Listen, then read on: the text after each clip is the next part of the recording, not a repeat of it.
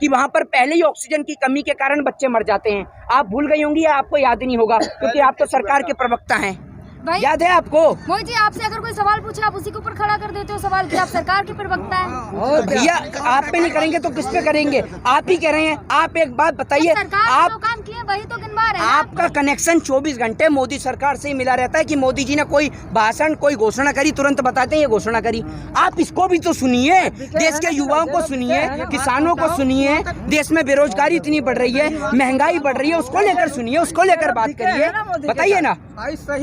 चुनाव की बात करें, यूपी चुनाव 2022 में जो चुनाव होंगे उसमें बीजेपी सारे अपने दिग्गज नेता उतार रही है। हाँ। तो विपक्ष के लिए तो प्रॉब्लम है ना। दिग्गज नहीं, ये सारे के सारे इनकी टीम के अंदर योगी जी, केशव प्रसाद मौर्य सब उतर रहे हैं यूपी चुनाव में। काय के योगी जी? किसी को आप वो चूरन देने वाला, वो काना पौने 2 आंख वाले बाबा रामदेव को आप बाबा बताते हो, बिजनेसमैन है। योगी इनको काय को बता? अजय सिंह बिष्ट बोलिए, आप नाम लेके बोलिए, अजय सिंह बिष्ट है उनका नाम। लोग डरते होंगे, अजय सिंह बिष्ट है। योगी महात्मा कहाँ से हो गए आप? सीएम है ना, है? तो हमने कब मना करा सीएम नहीं है? अजय सिंह बिष्ट बोलेंगे तो सीएम नहीं कहलाए जाएंगे? हैं? सीएम तो वहाँ पर बंगाल में रैली कर रहे हैं, बिहार में रैली कर रहे हैं। बिहार आज बाढ़ से जूझ रहा है, सीएम लापता है। अब जाइए ना योगी जी, अब वहाँ राशन बांटिए। आज यहाँ देश योगी जी के लिए इतना कह रहे भाई, दूसरे देश योगी जी को उधार मांग रहे हैं उनके अच्छे। हाँ तो भेज तो बढ़िया है। हम तो सामने से टिकट का पैसा दे देंगे। और बात बताइए, किसान यहाँ टिकट का पैसा इकट्ठा करके दे देगा, बढ़िया है। भेज दो भैया इनको, जो देश मांग रहा है आप अपने घर में रख लो योगी जी को। तो ये भी कहते हैं यूपी में 300 पार क्या सीटें, 300 पार? हाँ, ट्रेन की टिकट है ना। इनके मंत्री और नेताओं को कोई बस की टिकट ना दे, ट्रेन की टिकट ना दे। ये पता नहीं कैसे मुख्यमंत्री बन गए, कैसे ये एमपी और मेंबर ऑफ पार्लियामेंट बन गए। वोट तो आपने भी दिया होगा। मैं नहीं देता जी ने कोई वोट। बीजेपी वालों को तो कोई वोट नहीं है। इनके लिए तो सिर्फ एक ही इलाज है, और वो है जूते की माला। स्वागत किया जाए पूरे देश में इनका जूते की माला से, वो सबसे बेहतर है। कोरोना तो नजर आ ही नहीं रहा होगा, यूपी में चुनाव आ रहे हैं तो, है ना। कोरोना का तो ऐसा ठीकरा फोड़ रखा है, 2 दिन कोरोना सड़क पे निकलता है, शनिवार और रविवार को उत्तर प्रदेश में। बाकी के 4 दिन 5 दिन लापता रहता है, खो जाता है वो। बाकी 2 दिन निकलेगा। जैसे कोरोना ने इनको फोन करके कह रखा मुख्यमंत्री को, 4 दिन तुम निकल लो बाहर, 2 दिन मैं निकल लूंगा। ऐसे इनके कोरोना से संपर्क हैं। रात को 8 बजे के बाद बंद, दुकानें सब बंद। जैसे 8 बजे के बाद कोरोना आपको फोन करके निकल रहा है। आपने देश की जनता के साथ में पता नहीं क्या खिलवाड़ कर रखा है। अस्पतालों में आपके पास सुविधा है नहीं, और बहुत हुई महंगाई की मार। अब की बार माफ कर दे यार, सीधी सी बात है। आप ये कह रहे माफ कर दे, वहीं बीजेपी के इतने अच्छे काम है। गोरखपुर के लोग कहते हैं योगी जी को ही वोट हम देंगे चाहे कुछ हो जाए। आप गोरखपुर का वो क्या है? गोरखपुर के लोग कहते हैं। क्यों गोरखपुर के लोगों से आपका वो क्या है, बताइए ना। कौन सा न्यूज चैनल का सर्वे दिखा रहा है गोरखपुर के लोग कह रहे हैं? बताइए। भारत का है, आर भारत की तो आप बात ही क्या कर रहे हैं? आर भारत ही देखती हैं क्या आप? हैं? आप आर भारत ही देखती हैं और कोई चैनल नहीं देखती? मैं तो नहीं देखता जी। मैं तो देखता ही नहीं इन जैसे चैनलों को, जो बिकाऊ चैनल हैं, जो 24 घंटे मोदी मोदी मोदी मोदी करते रहते हैं। हर बात के लिए नेहरू जिम्मेदार, हर बात के लिए गांधी जिम्मेदार, हर बात के लिए कोई जिम्मेदार।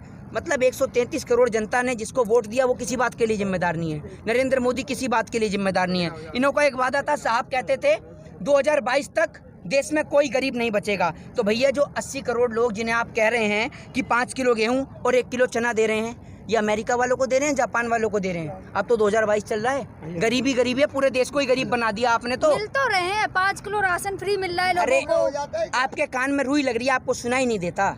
मैंने क्या बोला है? मोदी जी ने बोला था 2022 तक देश में कोई गरीब नहीं बचेगा। ठीक है, अब तो 2022 आ गया, और एक और इनकी सरकार कह रही है कि हम 80 करोड़ परिवार को 5 किलो गेहूं और 1 किलो चना दे रहे हैं। तो ये कौन से गरीबों को दे रहे हैं आप? जब 2022 आ गया आपने कहा कोई गरीब ही नहीं बचा। पूरे देश को इन लोगों ने गरीब बना दिया, पूरे देश को सड़क पे ला दिया, किसान को सड़क पे ला दिया, देश के युवाओं को सड़क पे ला दिया। अब किसको सड़क पे लाना बाकी है आपको? सड़क पे अब आने की बारी है देश के अंदर देश के नेताओं की। और देश की जनता, देश की 133 करोड़ जनता अपने वोट से, अपने लोकतांत्रिक अधिकार से इनको सड़क पे लाने का काम करेगी। बीजेपी के कुछ नुमाइंदे ये कहते हैं यूपी में कोई काम नहीं छोड़ा जो किया जाए। ये बता दीजिए, बीजेपी के जो नुमाइंदे कह रहे हैं ना, उन नुमाइंदों को आप समझाइए। नुमाइंदे नहीं, वो नमूने हैं। उन नमूनों को आप समझाइए कि यूपी में आप ये बताइए कि काम ही क्या किया है, नाम बदलने के अलावा। 100 नंबर को 112 कर दिया है। वो भी तो काम है ना, नाम बदलने भी तो काम है।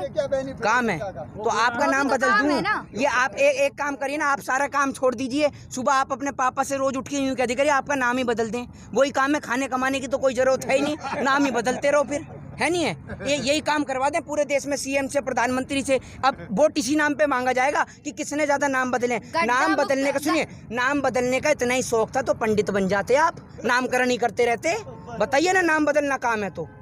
गड्ढा मुक्त सड़कें दे दी हैं आपको। गड्ढा मुक्त सड़कें नहीं, गड्ढे में ही सड़कें दे दी हैं। सड़कें तो नजर ही नहीं आती, गड्ढे ही गड्ढे नजर आते हैं। अब पहले ये था बनारस जाने के लिए आप ये समझिए गाड़ी की, बाइक की जरूरत पड़ती थी। अब बनारस जाने के लिए नाव की जरूरत है। 4 पानी की बाल्टी गिर जाए तो बाढ़ आ जाती है बनारस में। ये है मोदी जी की स्मार्ट सिटी, आप जाकर देखिए। भाई मोदी जी बनारस में गए थे रैली में, उन्होंने कहा फिर गंगा माँ ने मुझे बुलाया है। आपको कोई नहीं बुला रहा, कोई नहीं बुला रहा आपको देश में। आप तो माफ कर दीजिए, कभी कहते हैं माँ गंगा बुला रही हैं, कभी कहते हैं माँ जमुना बुला रही हैं, कभी माँ गोदावरी बुला रही हैं, कभी माँ सरस्वती बुला रही हैं। आपको कोई नहीं बुला रहा। आपको गुजरात में बहन जसोदा बुला रही हैं, आप वहाँ जाइए। कोई नहीं बुला रहा आपको देश में। पर्सनल कमेंट्स कैसे कर सकता है? किस पे? प्रधानमंत्री जी। आप जब देश के किसान पे पर्सनल कमेंट कर रहे हैं, आतंकवादी हैं, ये टेररिस्ट हैं, ये मवाली हैं, आपका एक बताइए इन्होंने कहाँ हमला करा तरीके से प्रोटेस्ट करने की? आप कैसे ना मवाली बता सकते हैं, कैसे ना आतंकवादी बता सकते हैं? सुनिए, जब इस देश का लोकतंत्र, जब इस देश का संविधान किसी को अधिकार नहीं देता, आज़ादी नहीं देता नेताओं के खिलाफ गलत टिप्पणी करने के लिए, तो मेरे ख्याल से इस देश का संविधान, इस देश का लोकतंत्र ये भी आज़ादी नहीं देता कि देश के नेता इस देश की जनता को लेकर कोई भी गलत तरीके की टिप्पणी करें। आपसे एक क्वेश्चन पूछना चाहूंगी, अगर बीजेपी नहीं आती है यूपी में तो कोई तो ऐसी पार्टी होगी ना जो आएगी? आ जाएगी जो पार्टी, जिसको किसान वोट देगा वो अपने आप आ जाएगी। जनता जिसको वोट देगा। तो विपक्ष मजबूत है कहाँ? जहाँ पहले महंगाई बढ़ती थी वही विपक्ष सामने आता था। आप तो कलकत्ता में भी कह रहे थे विपक्ष है ही नहीं। आप तो कलकत्ता में भी कह रहे थे विपक्ष नहीं है। वहाँ की बात मत कीजिए, वहाँ उनकी सरकार थी। हाँ, वहाँ की बात मत करिए, वहाँ मोदी जी हार गए आपके, है ना? वहाँ की बात मत करिए, वहाँ आपके मोदी जी हार गए, इसलिए वहाँ की बात मत करिए। राजस्थान की बात मत करिए। यूपी बड़ा है, यूपी छोटा नहीं है ना। यूपी बड़ा है, हाँ। बाकी पश्चिम बंगाल तो जरा सा है ना, दिखाई भी नहीं देता नक्शे में, है ना? वहाँ की बात मत करिए आप। बोलिए आप क्यों नहीं करते आप वहाँ की बात? और यूपी में वहाँ पे जाति फर्क है ना, होते ना, यहाँ होते हैं। अच्छा, वहाँ जातिवाद के वोट नहीं रहते? मोदी जी बोलते थे वहाँ जातिवाद का कोई वोट नहीं है। वहाँ होते नहीं है ना, यहाँ क्या नहीं होते? वहाँ तो बता रहे थे हिंदू खतरे में। हिंदू मुस्लिम चलता है ना, यूपी में तो हिंदू मुस्लिम चलता है। कैसे चलता है हिंदू मुस्लिम? इस देश की जनता समझदार नहीं है। इस देश की जनता बखूबी और बतौर रूप से समझ चुकी है कि इस देश के नेता आपको और हमें लड़ाने का काम करते हैं हिंदू और मुस्लिम के नाम पे। बाकी इनकी पार्टी में नेता मुस्लिम भी हैं, इनकी पार्टी के नेताओं को दामाद भी मुस्लिम चाहिए। बाकी देश को हिंदू और मुस्लिम के नाम पर लड़ाने का काम करते हैं। आपको क्या लगता है इस बार यूपी चुनाव के मुद्दे क्या होंगे?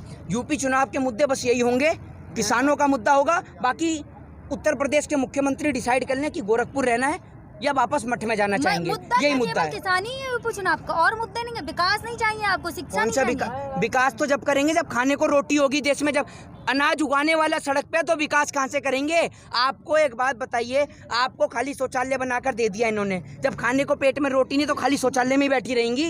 ये बताइए ना आप, कुछ काम भी तो करिए। पहले खाने को अनाज होना चाहिए, तो किसान के ऊपर बात होगी। यही सबसे बड़ा अहम मुद्दा है। उसके बाद में शिक्षा, स्वास्थ्य और बेरोजगारी। अभी तो मोदी जी इतना तारीफ करके आए, ये जो हाँ, आपकी भी तो तारीफ करते हैं मोदी जी। आप ही लोग सुनते हैं मोदी जी की तारीफ, और मोदी जी आप ही की तारीफ सुनाते हैं, क्योंकि आप लोगों का तो काम ही यही है मोदी जी को सुनना 24 घंटे। किसान को आप सुनते नहीं है। किसान को लेकर तो आप कहते हैं मेरे को सुनाई नहीं दे रहा। तो आप पतंजलि की कान में आई ड्रॉप डालिए और सुनिए बखूबी तौर पर किसान की आवाज को। आंख से आपको दिखाई नहीं देता किसान बैठा हुआ? उद्घाटन करके मोदी। हाँ, मुझे दिखाई नहीं देता ना, क्योंकि मैंने पतंजलि की आई ड्रॉप नहीं डाली। आपने डाली है पतंजलि की आई ड्रॉप, तभी आपकी भी 1.25 से पूरी 2 आंख हो गई। मुझे तो दिखाई नहीं दे रहा। किसान बैठो, हमें तो दिखाई नहीं। हम किसान के पक्ष में बोल रहे हैं तो आप तो हमें अंधा साबित करेंगे ही नहीं। मतलब आपको दिखा, वो इतना उद्घाटन करके आए, अभी इतने कौन सा उद्घाटन कर रहे हैं? हम मोदी जी अभी गए बनारस, कितने सारे उद्घाटन करके आए। मोदी जी ने जो वो उद्घाटन करके आए हैं बनारस में, जो वो उन्होंने स्टेडियम बनाया, एक बात बताइए, वो स्टेडियम से गरीब जनता को क्या फायदा? वो बुक होगा बड़े बड़े नेताओं के लिए, जब उनकी सभाएं होंगी। आम जनता को क्या उसमें बैठ के भंडारा खिलाया जाएगा? ये ऐसे पहले भंडारा बांटते हैं और उसके बाद में डोंगे का भी पैसा वसूलते हैं। ये हिसाब है इनका। विकास ही तो हो रहा, मंत्रिमंडल बदल रहा है। विकास ही हो रहा है ना। काय का विकास हो रहा है? अरे भैया, इनके विकास की आड़ में उत्तर प्रदेश में 1 करोड़ से ज्यादा विकास पैदा हो गए, लेकिन इन भाजपा वालों का विकास नजर नहीं आया। कहाँ है विकास? समझ रहे हैं? और उत्तर प्रदेश के मुख्यमंत्री का बस नहीं चल रहा, वरना ये क्या करें, सभी ये घोषणा करते हैं उत्तर प्रदेश में जितने भी बच्चे पैदा होंगे उनका नाम विकास ही धरा जाएगा। फिर जहाँ देख लो हर घर में विकास ही दिखेगा आपको। ये सरकार के पास कुछ स्टडी नहीं है। सरकार अगर इतने पढ़ी लिखी होती तो प्रधानमंत्री डिग्री दिखा देते अपने, जैसे बात पे टेलीविजन पे आ जाते हैं ना तो डिग्री लेके ही खड़े हो जाते हैं सीधा टेलीविजन पे, ये देख लो मेरी डिग्री। दिखाए तो थे, कहाँ दिखाई थी आपको? घर पे आके दिखाई थी। शादी ने दिखाए। तो क्यों मोदी जी के हाथ में नहीं दिखा सकते डिग्री? अमित शाह क्यों दिखाएंगे? असिस्टेंट है उनके। मोदी जी ने क्यों नहीं दिखाई? दिखाई तो किसी ने तो दिखाई। जिसकी डिग्री है वो नहीं दिखा रहा, आप दिखा रहे हैं, है नहीं है? क्या बात करते हैं आप भी। अब सुनिए, जनसंख्या नियंत्रण की आपने बात करी। चाइना में 1980 के आसपास 1980 में कानून लाया गया एक बच्चे का, ठीक है, जिसके तहत इन्होंने चाइना में फिर दूसरी बार इन्होंने लाया 2 बच्चे का कानून। उसके बाद इन्होंने करा 3 बच्चे का कानून। आपको पता है 3 बच्चों का कानून क्यों करा चाइना ने? बताइए ना, आपको क्या पता है? जनसंख्या कम, जनसंख्या कम करने के लिए 3 बच्चों का कानून ले आएंगे। वहाँ पॉपुलेशन कम हो गई थी, इस वजह से पॉपुलेशन कम हो गई थी तो इसलिए 3 बच्चों का कानून ले आएंगे। इसीलिए कहता हूँ सरकार को सुनने से बेहतर है थोड़ा सा पढ़िए, देश के स्तर को रीड करिए। आप देश में क्या चल रहा है, जनसंख्या कानून है उसको भी रीड करिए। 3 बच्चों का कानून इसलिए लाया गया क्योंकि वहाँ पर युवाओं की संख्या, यंगस्टरों की संख्या जो है वो घट गई थी, बुजुर्गों की संख्या बढ़ गई थी, ठीक है। और अगर जनसंख्या की समस्या होती ना तो चाइना आज विश्व का सबसे गरीब देश होता और नेपाल सबसे अमीर देश होता। तो इसलिए आप जनसंख्या नियंत्रण कानून को पूर्ण रूप से पढ़िए कि एक बच्चे वाले को जो सरकारी नौकरी मिल रही है तो क्यों मिल रही है, और अगर किसी के 1 बच्चे हैं तो सरकार को कैसे पता कि उसका 1 बच्चा है और दूसरा नहीं हो सकता। तो इसको पढ़िए अच्छी तरीके से, उसके बाद देश की जनता से और देश के लोगों को भी समझाइए। जय हिंद, जय भारत, वंदे मातरम।